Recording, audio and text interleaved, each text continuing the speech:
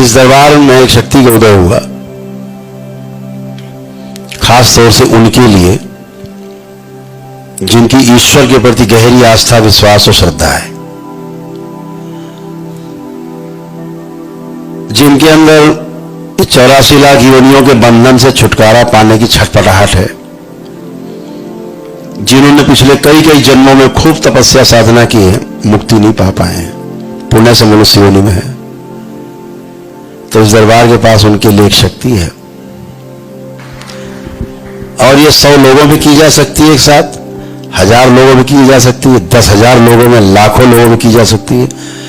और इस धरती पर जो 750 करोड़ मानव है, उन सबको एक साथ किया जा सकता है। यह है सनातन की शक्ति। तो क्या है कि इस दरबार की एक शक्ति क्या है, किसी की भी कुंडलिनी को सक्रिय कर देना, ऊर्ध्वगामी कर देना। दूसरी, आपके भूतकाल को बंद कर देना और भविष्य को बंद कर देना। अगर भूत और भविष्य दोनों बंद हो गए दरवाजे, तो केवल वर्तमान बचता है, और फिर ध्यान में चले गए तो वही नित्य वर्तमान ही ध्यान है।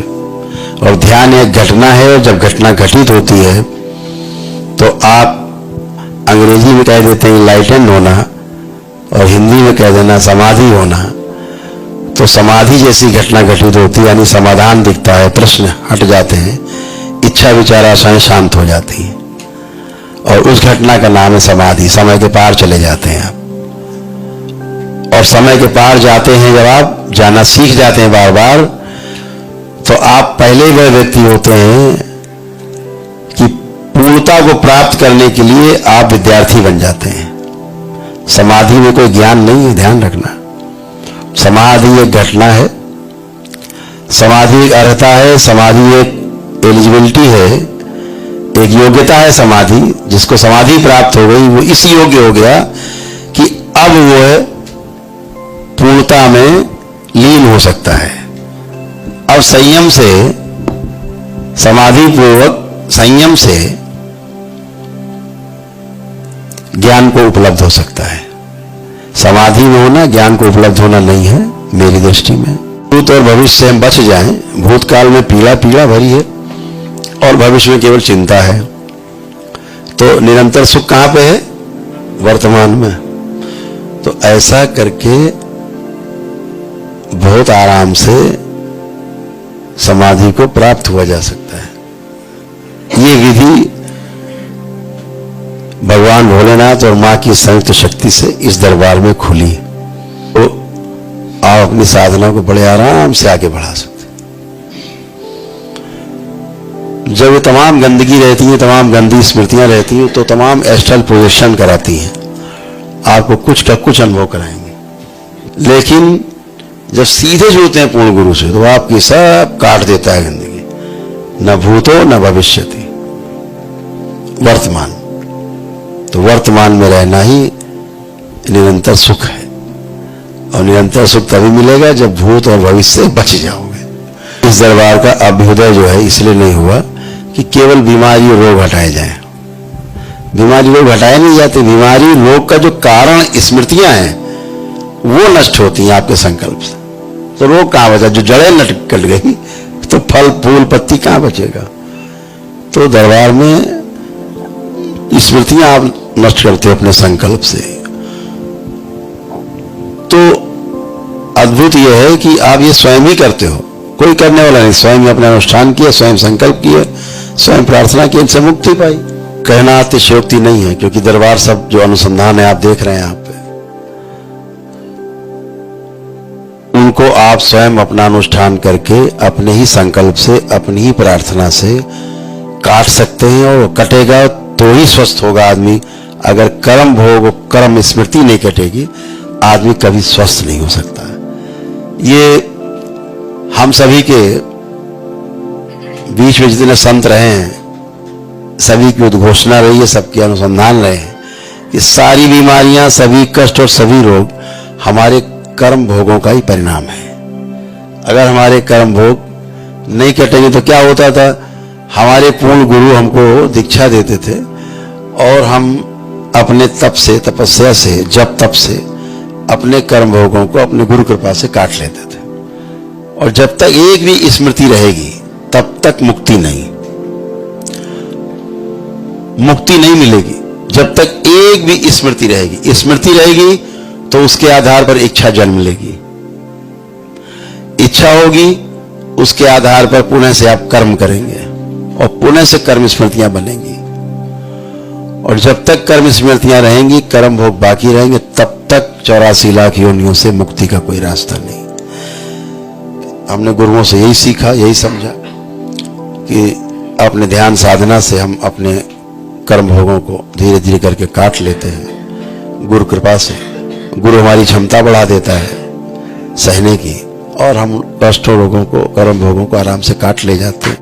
द्वापर में ये सब काम बहुत आसानी से भगवान श्री कृष्ण किया करते थे, स्मृतियों से खेलते थे। इसकी स्मृति उसमें, उसकी उसमें, किसी की निकाल ली, किसी में डाल दी, तो सब गड्ढम सड्डम कर देते थे। अपने अनुसार धर्म ध्वजा फहरा करके चल देते थे, ऐसे भी फहराए तो वो उनके हाथ में था। हमारे एक संत हैं अयोध्या के, मेरी उनसे चर्चा हुई। मुझे पहली बार लगा कि वो इस बात को कितना ढंग से समझ पा रहे हैं। उन्होंने कहा कि जो दरबार कर रहा है अद्भुत है और इसका कोई भी तोड़ नहीं है, इसका कोई बराबरी इसलिए नहीं है कि अभी तक ये विज्ञान खुला ही नहीं कलयुग में।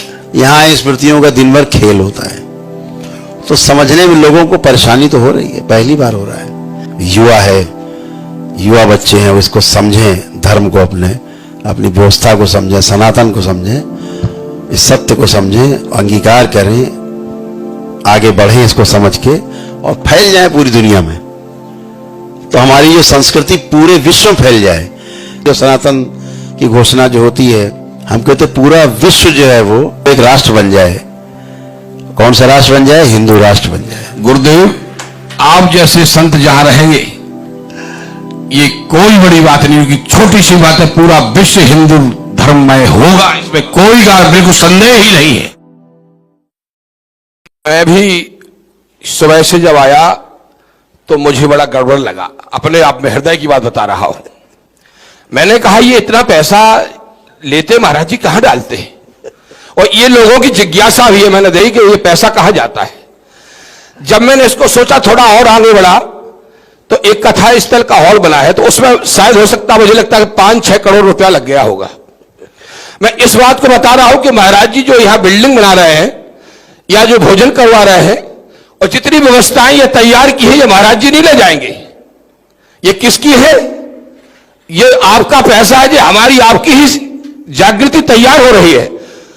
ये महाराज साथ में नहीं ले जाएंगे, ये पूरे देश की संपत्ति बन गई है। डॉक्टर पैसा लेता है क्या? कोई आज तक कहता है कि डॉक्टर साहब ने पैसा लिया? और डॉक्टर जब पैसा लेता है तो एक पैसा आपके काम में नहीं आएगा। लेकिन जो महाराज जी के पास से पैसा आ रहा है, सुबह शाम भंडारा चल रहा है, और ये बिल्डिंगें जो तैयार हो रही है, ये हमारे आपके लिए हो रही है। इसलिए महाराज जी, जिस व्यक्ति के हृदय में ये चीज भरी पड़ी हो, तो आज से निकाल लेना, जो इतना भी पैसा आ रहा है महाराज जी हमारे आपके उपयोग में ही लगा रहे हैं। महाराज जी इसको साथ में लेकर नहीं जाएंगे, ध्यान देना।